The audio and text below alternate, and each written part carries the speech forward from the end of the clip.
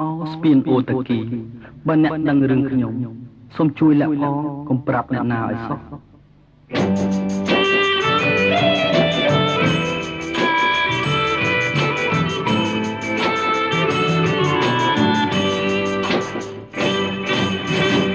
សម្រងទាំងខ្មៅលើដំបៅចាស់នឹកឡើងតែខ្មៅស្ពានអូតាគី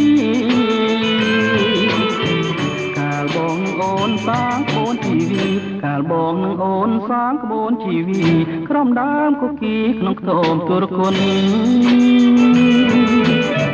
អូនតាមម្ដាយទៅមង្គលបុរីគ្មានផ្ញើសំដីឲ្យបងមួយម៉ាត់បងជាកម្មកររថភ្លើងកំសត់បងជាកម្មកររថភ្លើងកំសត់ជួយផ្ញើសម្បត្តិតាមអ្នករត់ពុនស្រាប់តែអូនមានថ្មីហើ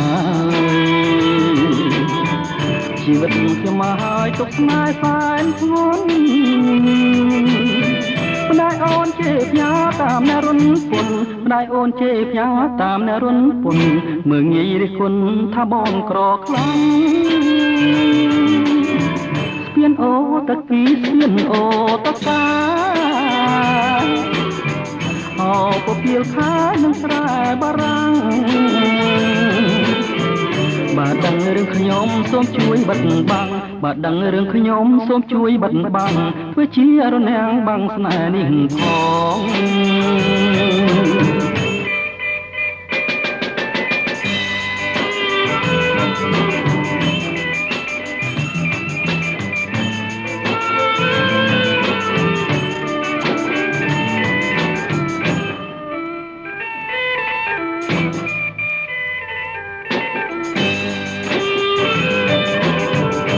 ស្រាប់តែ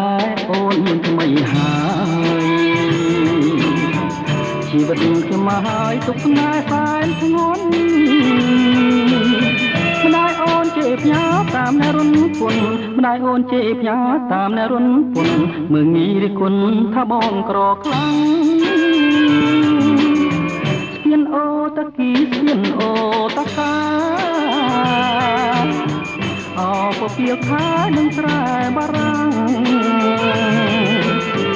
បើដឹងរឿងខ្ញុំសូមជួយបិណ្ឌបាំងបើដឹងរឿងខ្ញុំសូមជួយបិណ្ឌបាំងធ្វើជារនាំងបាំងស្នេហ៍នេះផ